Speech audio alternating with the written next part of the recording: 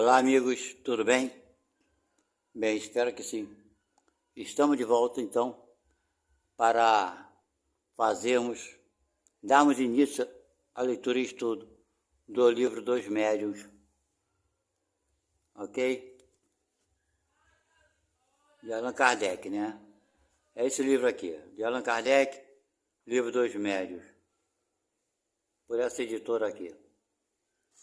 Bem, gente, nós encerramos recentemente, semana passada, eu acho que foi semana retrasada, o estudo do Evangelho segundo o Espiritismo, a leitura e estudo.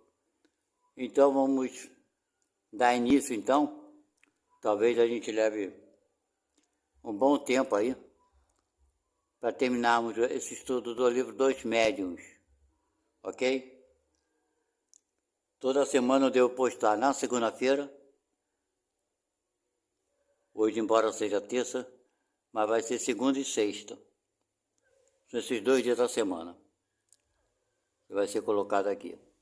Essa semana passada, para agora, para hoje, ficou meio atrapalhado aqui, que eu tive que fazer uma mudança, mudei de endereço. Então, toda mudança é complicada, né, gente? Pois é. Mas então é isso. Aqueles que estão chegando pela primeira vez por aqui, sejam muito bem-vindos. Espero que gostem do nosso trabalho, se inscrevam e dê o like para auxiliar a tantas outras pessoas, ok? Então vamos dar por iniciado o nosso estudo,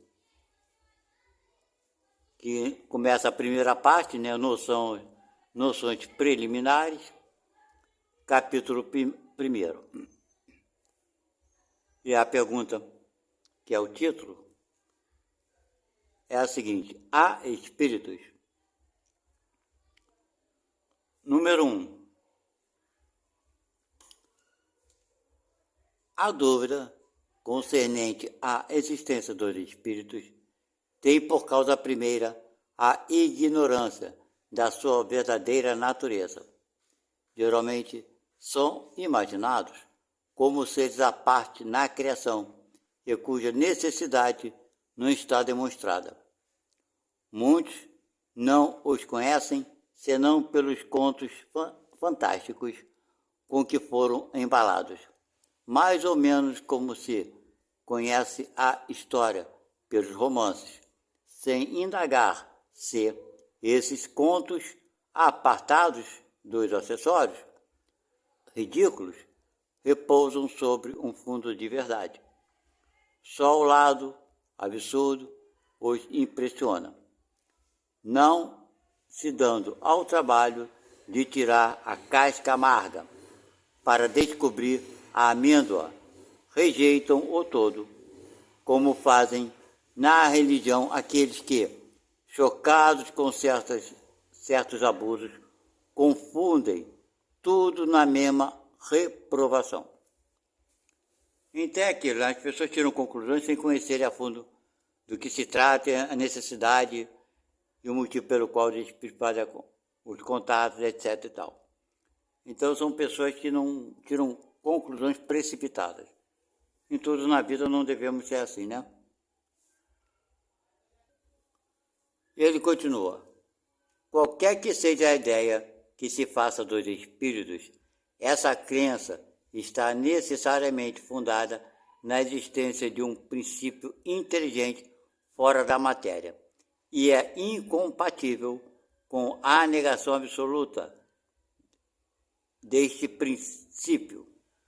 Tomamos, pois, nosso ponto de partida na existência, sobrevivência e individualidade da alma, da qual o espiritualismo é a demonstração teórica e dogmática, e o espiritismo a demonstração patente.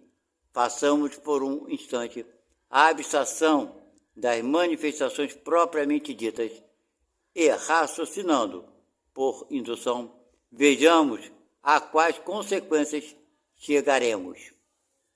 Bem, gente, está explicando aqui. As religiões que não são espíritas, todas elas são o quê? Espiritualistas. O que é espiritualista? porque acredita na alma. Acredita que quando o ser humano morre, a alma vai para o paraíso, vai para o inferno, vai para o purgatório. Isso foram o que as religiões nos disseram, né? Repetidamente. O Espiritismo não exclui, em parte, essa verdade. O que o Espiritismo admite? Admite, claro, existe alma, que é o quê? É a parte inteligente, né? Que atua sobre o corpo, a alma. E no Espiritismo denominamos espírito. Ok? Espírito quando acontece o desencarne, ou seja, o espírito sai do corpo, ou melhor dizendo, a alma sai do corpo pela consequência da morte. Aí, a partir daí, nós denominamos espírito, mas é a mesma coisa, ok? É assim que denominamos dentro do espiritismo. Então, não é novidade nenhuma sobre a alma, né? Sobre o espírito, que todas as religiões pregam existir vida após a morte. Agora, como ela é, se é permitido fazer esse contato, se é permitido conversar com aqueles que estão encarnados ou não, aí é uma outra questão, ok? Então ele vai falar sobre isso. Número 2. Desde o momento em que se admite a existência da alma, porque eu acabei de falar, e sua individualidade após a morte, é preciso admitir também, primeiro, que ela é de uma natureza diferente da do corpo. Claro, né? Não tem mais do corpo. Uma vez que separada dele, não lhe tem mais as propriedades. Lógico. Número 2. Que goza de consciência de si mesma, uma vez que se lhe atribui a alegria ou o sofrimento. De outro modo, seria um ser inerte e o mesmo valeria para nós não tê-la, né? Se depois da morte seria um ser inerte, é melhor não ter a vida depois da morte, nem ter a alma, não é isso? Pois é. Ele continua. Isto admitido, a alma vai para alguma parte. Em que se torna ela e aonde vai? Não é verdade? Segundo a crença comum, ela vai para o céu ou para o inferno. Mas onde estão o céu e o inferno? Dizia-se antigamente que o céu estava em cima e o inferno embaixo. Mas o que é o alto e o baixo no universo? Uma vez que se conhece a redondeza da Terra, o movimento dos astros, que faz com que o que é o alto, em um momento dado, torna-se o baixo, em 12 horas depois. E o infinito do espaço, no qual o olhar mergulha, indo a distância incomensuráveis, né? Como poderia dizer o que é cima e embaixo no universo? Pois é. É verdade que, por lugares baixos, entende-se também as profundezas da Terra. Mas em que se tornaram essas profundezas desde que foram pesquisadas pela geologia? Que se transformaram, não é verdade? Não foi visto que existem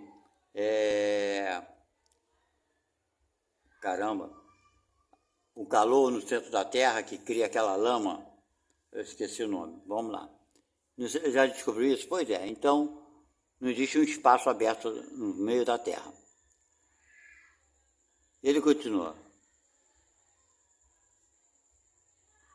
Em que se tornaram, igualmente, essas esferas concêntricas, chamadas de céu de fogo, céu de estrelas, desde que se sabe que a Terra não é o centro dos mundos, que o nosso Sol, ele mesmo, não é senão um dos milhões de sóis que brilham no espaço, sendo cada um o centro de um turbilhão planetário.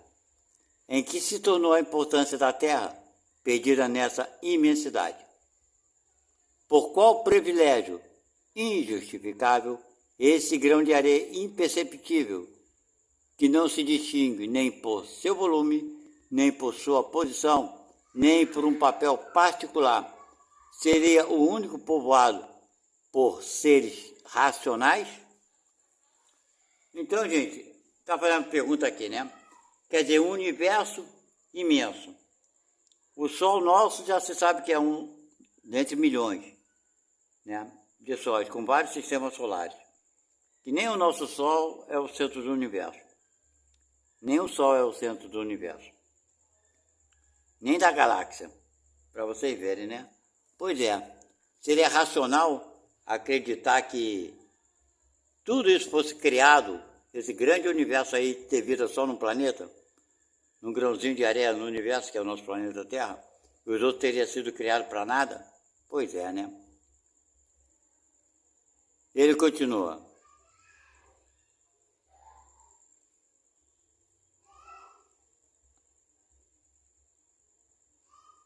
Eu parei aqui, racionais. A razão se recusa a admitir essa inutilidade do infinito, claro, né? E tudo que diz que esses mundos... E tudo nos diz que esses mundos são habitados. Se não povoados, eles fornecem, pois, seu contingente ao mundo das almas, mas ainda, uma vez em que se tornam essas almas.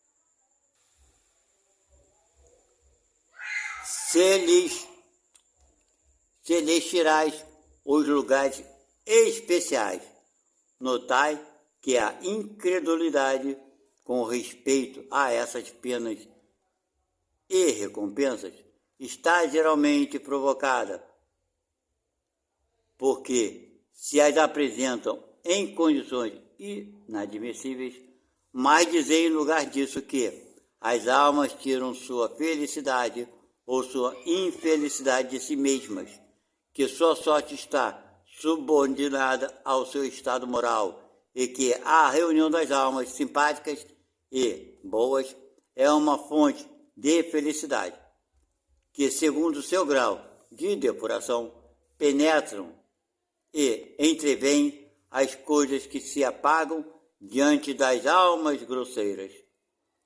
E todo mundo o compreenderá sem dificuldade.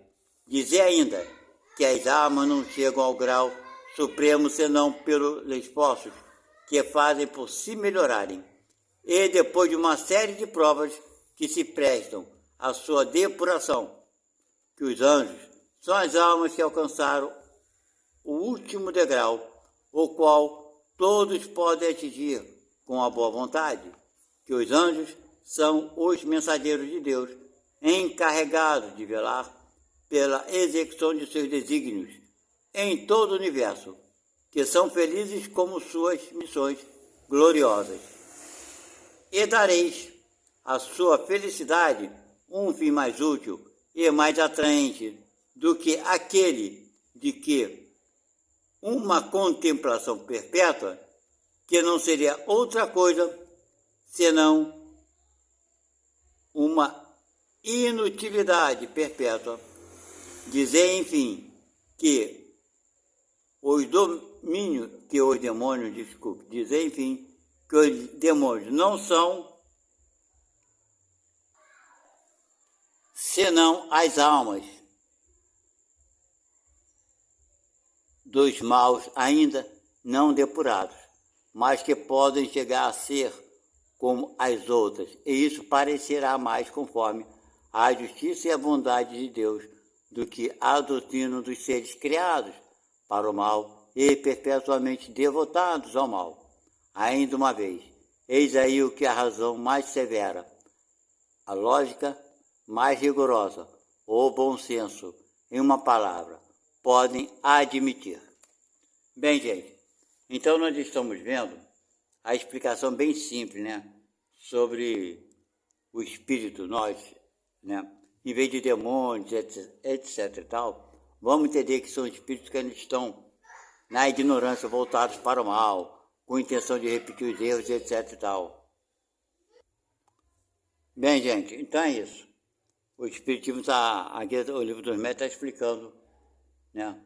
Basicamente, nós, quando desencarnamos, uns vão para um lugar, né, para perto daqueles que mais têm afinidade, né? Não existe um lugar circunscrito. Onde está? Onde que o Espírito fica? Por todo o espaço, por todo o universo, em qualquer lugar, pode estar do nosso lado aqui dentro da tua casa, né? Em qualquer lugar que nós formos.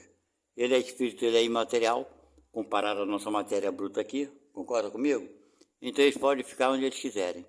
É claro que isso depende de cada espírito, ok? Então vamos parar por aqui hoje, porque infelizmente há um barulho externo aqui que não está dando para fazer um bom trabalho. Até a próxima, fiquem com Deus.